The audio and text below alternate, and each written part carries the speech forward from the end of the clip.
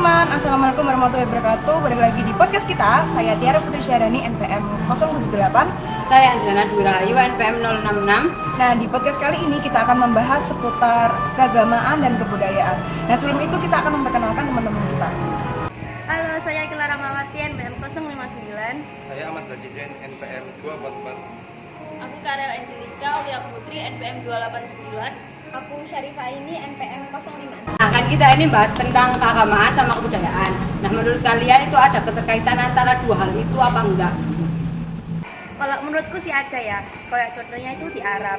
Di Arab itu kan wanita muslimahnya tuh rata-rata itu pakai gamis, terus pakaiannya lebih tertutup. Terus sedangkan di Indonesia tuh mayoritasnya pakai celana, terus warna pakaiannya tuh juga macam-macam, bahkan ada yang bermotif. Sedangkan kan di Arab itu dominan warna hitam sama putih. Ya, cara berpakaian orang Indonesia sama orang sana itu beda gitu. Kayak jenis hijab itu udah beda-beda gitu. Jadi kayak ragam budayanya itu udah lain. Apalagi kan kebanyakan sekarang kayak anak muda zaman sekarang itu lebih mengikuti kayak tren-tren zaman sekarang seperti mengikuti budaya barat seperti itu sih. Kayak pakaian-pakaian ketat gitu. Yang penting menutup gitu. Jadi maksudnya itu lebih ke agama yang dibudayakan kayak gitu sih. Karena kan semua itu berawal dari agama ya, tapi dibudayakan sendiri sama kita. Nah, berarti kan kesimpulan dari cerita kita tadi itu agama sama budaya ada keterkaitannya kan? Nah, kalau untuk kehidupan sehari-hari itu ada lagi nggak sih, kayak misalkan kalau di daerah aku kan kalau lahir itu ada kayak acara syukuran gitu, misalkan ada syukuran kalau anak lahir kan, terus ada akikah, ada 7 bulanan dan sebagainya. Padahal di syariat Islam tuh setahu aku itu sebenarnya nggak wajib sih, kayak misalkan kalau lahiran itu ya satu biasanya diajarin kan sama orang tuanya atau sama ayahnya, bapaknya.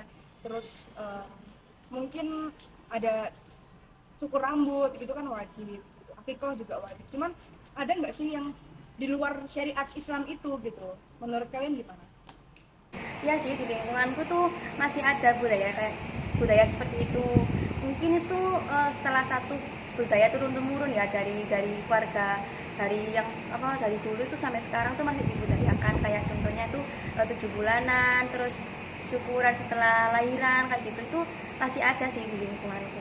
Biasanya budaya-budaya seperti itu masih diterapkan oleh keluarga yang itu menganut ya kepercayaan orang dulu. Kepercayaan orang dulu kayak ingin Bentuk rasa syukur. Ya, Rasa syukur atas ya, kelahiran itu. anaknya gitu. Padahal kan di Islam kan tidak dianjurkan. Nah, kalau di budayanya Karel sendiri itu gimana?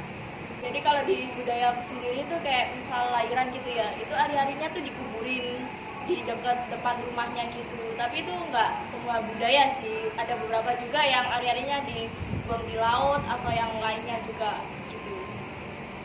Kayak yang hari-hari itu ya, Iya. kadang gitu orang-orang itu punya kepercayaan masing-masing. Kayak kalau nguburnya itu terlalu dalam gitu, katanya giginya bayinya itu lama gitu tumbuhnya. Kalau yang nguburnya nggak terlalu dalam itu langsung berapa bulan gitu udah langsung muncul gitu gitunya. Nah, setahu saya itu budaya menanam ari-ari ini di tanah itu untuk rasa syukur keluarga atas kelahiran si bayi itu, karena ari-ari itu saluran satu-satunya si bayi itu menerima makanan. Juga kan dipercaya ari-ari itu sebagai saudara kita ya. Jadi itu harus dikubur gitu. Kubur dengan baik. Dikubur dengan baik. Nah, kalau di budaya aku sendiri tuh ada juga sih yang menanam ari-ari gitu, tapi itu ada aturannya. Jadi kalau yang si laki itu harus ditanam tuh di sebelah kanan rumah, kalau si cewek itu di sebelah kiri rumah. Nah, itu tuh tujuannya itu kayak menandai gitu loh. Oh, ini tuh bayinya tuh laki, ini tuh bayinya perempuan. Terus tujuan dari ditanamnya ari-ari ini kan, ari-ari itu temannya si bayi. Nah, agar si bayi itu nggak gampang rewel gitu loh. Kalau misal ditanam kan di dekat rumah kan, jadi bayinya itu ada temannya terus gitu loh. Terus habis itu kan di ari-ari itu juga kayak dikasih lampu gitu di atasnya. Itu tuh kayak mempertandakan tuh kalau ada apa-apa itu kelihatan gitu loh, jadi ada penerangannya. Terus habis itu berhari-hari itu bayi setelah lahir itu langsung ada syukurannya gitu. Kalau di daerahku tuh kayak syukuran dari kayak tanaman-tanaman yang ditanam di bawah tanah gitu loh, kayak misalnya ketela pohon, singkong kayak gitu-gitu, terus kacang rebus itu hanya dibagikan ke tetangga-tetangga terdekat aja gitu. Terus habis itu kalau tali pusernya sudah lepas itu juga ada syukurannya sendiri. Terus habis itu umur 1 bulan itu biasanya yang disebut dengan selapan itu juga ada sendiri, itu lebih banyak gitu loh, bagi-bagi syukurannya itu lebih banyak, lebih luas. Habis itu 3 bulan juga ada, 7 bulan kalau di daerahku itu namanya itu mudun lemah. Habis itu 1 tahun. Kalau udah 1 tahun itu disyukuri hanya pas waktu wetonnya aja gitu. Padahal di Islam nggak ada kayak gitu ya sebenarnya. Nggak ada. Kayak cuman tergantung daerahnya masing-masing sebenarnya. Nah, terus aku tuh mau tanya kayak gini. Kalian tuh pasti kalau ulang tahun dirayain kan ya? Nah, sebenarnya itu boleh nggak sih kalau di syariat Islam menurut kalian? Kalau aku sih masih merayakan ya, apalagi sama teman-teman. Kalau sama keluarga sih jarang. Kalau sama teman-teman ya buat seru-seruan aja sih, apalagi kan ulang tahun itu cuma setahun sekali. Ya udah kayak seneng-seneng aja ngikutin ya tren-tren zaman sekarang kan, kalau ulang tahun itu dikasih surprise sama teman-teman. Karena kan kayak bentuk rasa syukur juga kan, Iya. banyak umur. Apalagi kan dikasih kado kan ya? Iya, pasti dong. Nah, padahal kan sebenarnya kan di Islam itu perayaan kayak gitu tuh nggak boleh ya, karena dari zaman Nabi pun perayaan kayak gitu tuh nggak ada. Dan aku baca tuh katanya menyerupai orang kafir. Iya. Karena itu kan merayakan ulang tahun itu dari budaya barat. Iya. Iya. Apalagi yang kalau katanya niup lilin kan katanya nggak boleh. Iya. Terus sebagian orang Islam itu kadang cuma Karena dianggap memuja api. cuma kayak dikipas-kipas gitu, nggak ditiup. Sebenarnya kalau kue juga kan mubazir ya uangnya. Nanti dibuat mainan kayak di toilet-toiletan Iya. Ini sih juga nggak boleh.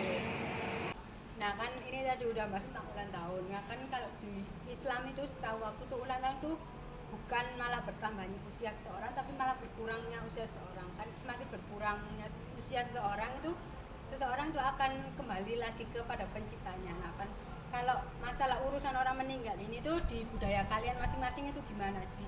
Kayak bolehlah dikasih kayak contohnya gitu. Kalau di budaya kalian masing-masing kan kita kan dari budaya yang berbeda-beda. Ya daerahnya kan beda-beda ya. Siapa tahu ada yang berbeda dari budaya itu gitu. Walaupun Menurut masih kalian satu ya? daerah sih, kan biasanya budaya itu beda-beda. Kalau di budaya aku, khususnya keluarga aku sih, kalau yang nyelawat itu ngelayat ya. Ya. Kalau yang ngelayat itu kan biasanya ngasih beras gitu kan, ya seberapa seikhlasnya gitu. Nah itu tuh kalau udah dikasihin, nanti yang apa sih yang menerima, Benar-benar si yang warga si yang keluarga yang meninggalkan. meninggalnya itu ngasih koin, tapi koinnya tuh kayak dibuntel pakai koran gitu, nanti dimasukin ke baskomnya gitu. Dan kalau keluarga aku sih itu sih ada kayak namanya itu apa namanya? Maksudnya itu kayak cucu-cucunya itu disuruh untuk mandiin jenazahnya juga, Kak.